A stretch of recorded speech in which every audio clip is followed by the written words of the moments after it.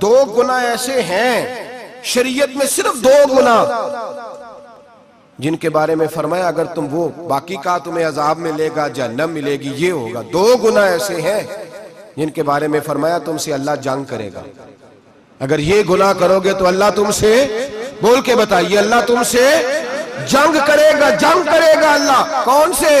ایک فرمایا جس نے سود نہ چھوڑا، فَأْذَنُوا بِحَرْبٍ مِّنَ اللَّهِ وَرَسُولِهِ، اللہ رسول اس سے جنگ کریں گے، جنگ ہوگی کھلے عام۔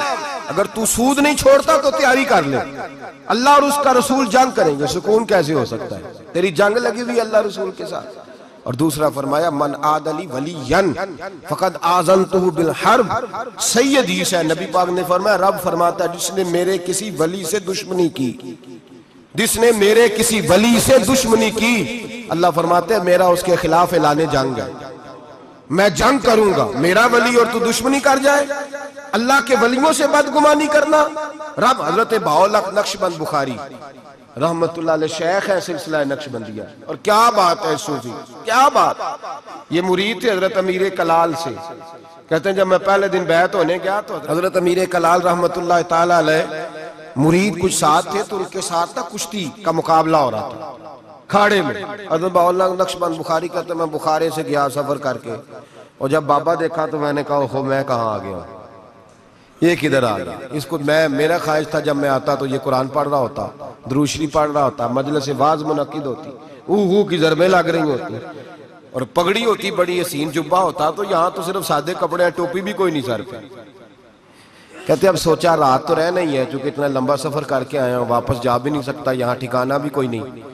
کہتے ہیں حضرت امیر کلال رحمت اللہ علیہ نے میرے لیے مہمان خانے میں بستر کا بندوبست کیا، میں جا کے سو گیا، عشاء پڑی، کھانا کھایا، سو گیا۔ کہتے ہیں خواب کیا دیکھتا ہوں کہ میں دلدل میں گھس رہا ہوں اور دھستا چلا جا رہا ہوں، بڑا پریشان خواب میں، شدید آزمائش۔ اچانک حضرت امیر کلال میری خواب میں آئے اور میرا ہاتھ پکڑ کے مجھے باہر نکال دیا۔ فرماتے ہیں میری آنکھ کھلی، وضو کیا تھا، تہجد کے نفل پڑھے، اتنی دیر میں فجر کا وقت ہوا، نماز پڑھی تو حضرت خود ناشتہ لے کے آئے۔ جب ناشتہ لے کے آئے تو میں نے ان کا چہرہ دیکھا تو مسکرا کے کہنے لگے بیٹے اگر ہم پہلوان نہ ہوتے تو تمہیں دلدل سے کیسے نکالتے، اگر پہلوان نہ ہوتے تو تمہیں۔ فرمایا یہ تو تھا تمہارے سوال کا جواب، اب حکمت پوچھو۔ حکمت نہیں پوچھی تم نے مجھ سے۔ فرمایا پیچھے کسی نے خبر دی ہے کہ کافر حملہ کرنے والے ہیں، تو میں نے اپنے مریدوں سے کہا کھاڑے میں کشتی بھی کرو، اس لیے کہ ہم نے مسجد نبوی کی سنتیں ادا کی ہیں، قرآن پاک پڑھنے والی، درود پاک پڑھنے والی، ذکر فکر والی، اب یہاں بیٹھ کے کشتی بھی کرو، اس لیے کہ بدر والی سنت بھی ادا کرنی ہے، احد والی سنت بھی ادا کرنی ہے، خیبر والی سنت بھی ادا ہو، ہلکا یاراں تو برے شمس کی طرح نرم، رزم حق و باطل ہو تو فولاد ہے مومن۔ فرمایا مومن نے اب فولاد بھی بننا ہے، وہ والی سنت بھی ادا کرنی ہے۔ حضرت بہاءالحق نقشبند بخاری کہتے ہیں میں پیروں میں بیٹھ گیا، میں نے کہا حضور مرید کر لے، کہنے لگے ٹھہر جا کچھ دیہڑے اور سوچ لے، ابھی پتہ نہیں کون کون سی باتیں تیرے سامنے آئیں گی، ذرا اور تجربہ کر لے۔ تو بھائی لوگوں کی نظر ٹکتی جاتی، جاسوسی نہ کر، عیب نہ تلاش کر، یہ نہ دیکھ سام۔ میں نے دیکھا ہے بہت سارے لوگ دور رہ گئے، زندگی ساری انہوں نے دور گزار دی، کسی اللہ والے کے قریب جا ہی نہیں سکے، سوچ کا معیار ہی نہیں بدل سکے، اپنی تربیت ہی نہیں کرا سکے، کسی روحانی طبیب سے من کا جو نفس کا مجرم تھا اس کو قتل ہی نہیں کرا پائے، اس لیے کہ اتنے بڑے ہو گئے، ساری زندگی برا سوچا رب کریم کے بندوں کے بارے میں۔ جسوسی کی، بغداد کا تاجر ہے، شہر بغداد میں، وہ کہتا ہے سارا بغداد حضرت بشر آفی کی عزت کرتا تھا، سارا بغداد، یہاں تک کہ حضرت گلیوں میں ننگے پیر چلتے تھے تو چوپائے بھی پیشاب نہیں کرتے تھے، لیکن میں نہیں مانتا تھا، میرا اپنا یہ بھی لوگوں کو شوق ہوتا ہے، میں نے ذرا الگ تھلگ چلنا ہے، میں نہیں مانتا تھا، حالانکہ نبی پاک صلی اللہ علیہ وسلم نے، بلکہ قرآن پاک کہتا ہے کہ مسلمانوں کی راہ چھوڑ کے الگ رستہ اختیار نہ کرو، لوگ کہتے نہیں میں نے ذرا ہٹ کے چلنا ہے۔ فرماتے سارا بغداد ان سے پیار کرتا تھا، میں نہیں کرتا تھا، کیوں؟ میرے دل میں چھوٹی چھوٹی بدگمانیاں تھیں، چھوٹے چھوٹے خیالات تھے، چھوٹے چھوٹے تصورات تھے جو مجھے قریب نہیں جانے دیتے۔ کہتے میں اکثر سوچتا تھا کہ یہ شخص بڑا عجیب ہے۔ ایک دن میں نے کہا میں نے جاسوسی کرنی ہے، پتہ کرنا ہے. اللہ نے منع کیا وَلَا تَجَسَّسُوا، کسی کی جاسوسی نہ کر، نہ جاسوسی نہ کر. میں نے فیصلہ کر لیا، تاجر کہتا فیصلہ کر لیا. جمعے کی نماز ہوئی، حضرت جمعہ نہیں پڑھاتے تھے، کسی کے پیچھے پڑھتے تھے. جمعہ پڑھ کے فرض پڑھے، دعا سے بھی پہلے دوڑ گئے. میں نے کہا دیکھو مولوی لوگوں کو درس دیتے ہیں، 1 منٹ لگاتے ہیں، یقین کریں لوگ 1 منٹ لگاتے ہیں، فٹافٹ کہہ دیتے ہیں. داڑھی والا ایک بچہ آ کے ایک دن میرے پاس رو ہی پڑا، کہنے لگا حضرت جی میں کس مصیبت کا شکار ہو گیا ہوں، معاذ اللہ، بڑی تکلیف میں. ذرا سی کو غلطی کرتا ہوں تو لوگ ڈائریکٹ میری داڑھی پہ اعتراض کرتے ہیں. ہمیں خیال ہونا چاہیے، بغیر داڑھی والے کو اجازت ہے جو مرضی کرتا پھرے، اور جس نے چند داڑھی کے بال بڑھا لیے اس کا آپ نے تمسخر اڑایا، مذاق اڑایا. جس شخص نے سر پہ ٹوپی پہن لی اس کا مذاق اڑانا شروع کر دیا. یاد رکھیں نبی پاک کی سنت کی توہین کرنا کفر ہے. جو سنت رسول سمجھ کے مذاق اڑائے گا دائرہ اسلام سے نکل جائے گا. حضور کی تو پسند کا اختلاف کرنا کفر ہے. ہم لوگوں کو منع کر رہے ہیں کہ یہ کام نہ کریں. تو داڑھی بھی رکھی ہے تینوں پتہ بھی نہیں. بھائی داڑھی والے سے غلطی نہیں ہوتی، معصوم ہو جاتا ہے وہ. شرم آنی چاہیے بات کرتے ہوئے، لیکن لوگ 1 منٹ لگاتے ہیں توہین کرتے ہیں معاذ اللہ نبی پاک کے طریقہ مبارکہ.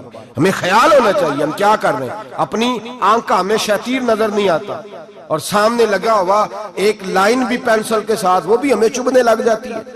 اپنے اندر بھی تو دیکھنا چاہیے نا کہ ہم کیا ہیں، اپنے اوپر بھی غور کرنا چاہیے. تو کہتے ہیں کہ میں بدگمان تھا، فٹافٹ بدگمان تھا. حضرت نماز پڑھ کے نا جمعے کی فرماتے ہیں دعا بھی نہ مانگی، 2 رکعتیں پڑھی فرض، فٹافٹ نکل گئے. میں نے کہا مولوی لوگوں کو درس دیتا ہے، خود دیکھو بھاگ گیا ہے. امام عبداللہ یافی نے اس کو لکھا ہے. کہتے ہیں حضرت سیدھے کباب والی دکان پہ گئے، وہاں سے انہوں نے جا کے کباب خریدے.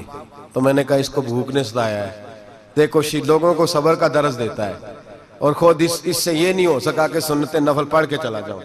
چلو کہتے ہیں پھر وہ ایک نان بھائی کے پاس گئے، وہاں سے 2 نان لیے. میں نے کہا واہ جی واہ، یہ تو مزے کی خاطر نماز چھوڑا ہے، منہ کے ذائقے کی خاطر. کہتے ہیں پھر وہ جنگل کی طرف گئے تو میں نے کہا مولوی سبزے پہ بیٹھ کے کھائے گا، اور بدگمانی. کہتے ہیں چلتے چلتے جنگل میں گئے، ایک جھونپڑی آئی. بغداد کے پیر نے جھونپڑی کا دروازہ کھولا. جب اندر گئے تو ایک شخص بیٹھا ہے جس کی ٹانگیں بھی کوئی نہیں، ہاتھ بھی کوئی نہیں. اور کہتے ہیں پھر حضرت بشر عافی گھٹنوں کے بل بیٹھے اور پیالے میں پانی لیا، اور اس کے منہ سے پانی نکل رہا تھا.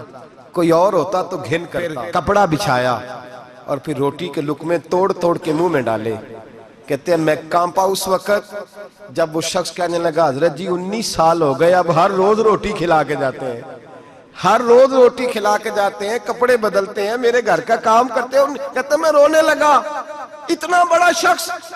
فرماتے ہیں جب بات اس کی ختم ہوئی، کھانا کھلایا تو حضرت بشر عافی نے اس کے کٹے ہوئی ٹانگ پہ ہاتھ رکھا اور فرمانے لگے معاف کر دینا، مولانا نے جمعہ لمبا کر دیا تھا، مجھے آنے میں دیر ہو گئی، ابھی میں نے سنتیں پڑھنی ہے، نفل پڑھنے.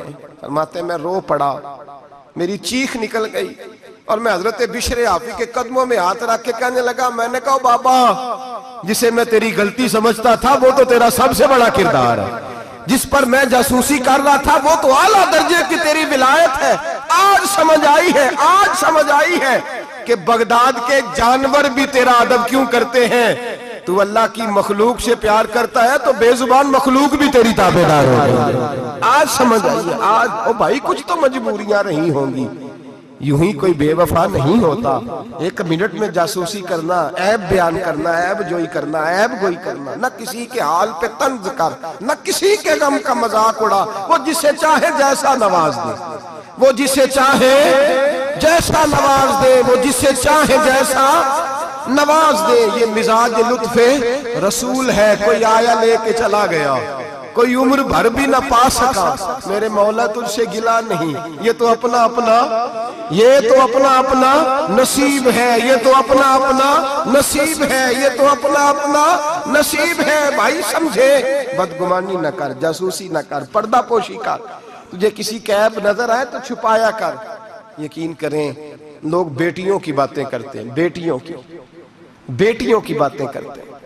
رشتہ ڈھونڈنے والے جب آتے ہیں تو کسی کریانے والی دکان پہ کھڑے ہو کے پوچھتے ہیں فلاں گھر میں رشتہ کرنا ہے، کر لیں.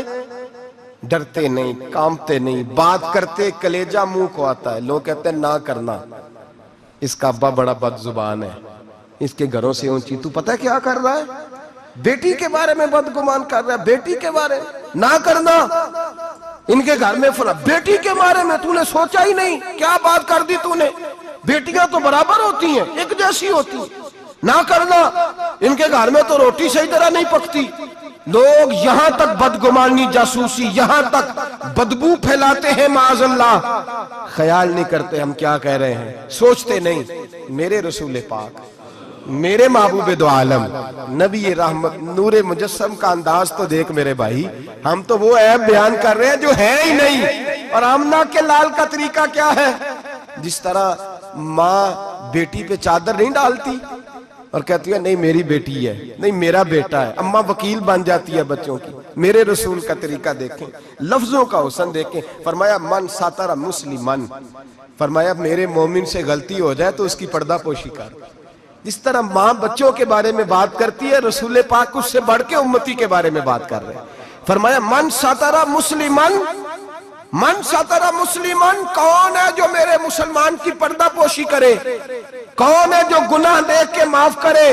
کون ہے جو اس کی پردہ پوشی کرے؟ اب جو من ساتر مسلمن، فرمایا جو میرے مسلمان کی پردہ پوشی کرے گا، ساترہ اللہ یوم القیامہ. فرمایا اللہ کے رسول کا وعدہ ہے کہ رب قیامت کے دن اس کے گناہوں پہ پردہ ڈال دے گا. اس کے، اور صحیح مسلم میں میرے نبی پاک نے فرمایا ہے اللہ اپنی رحمت کی چادر ڈالے گا بندے پہ.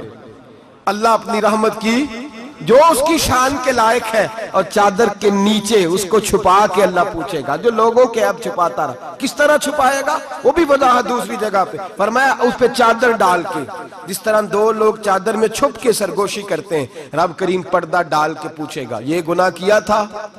بندہ ڈرے گا، اے اللہ میں بھول گیا تھا، غلطی. وہ بھی کیا تھا، اے اللہ غلطی ہو گئی. وہ بھی کیا تھا، ہاں یا اللہ. فرمایا میں نے دنیا میں تیرے پردے رکھے تھے، آج بھی تیرے پردے رکھوں گا. جا میری رحمت کی چادر کے اندر چھپ کے جنت میں داخل ہو جا.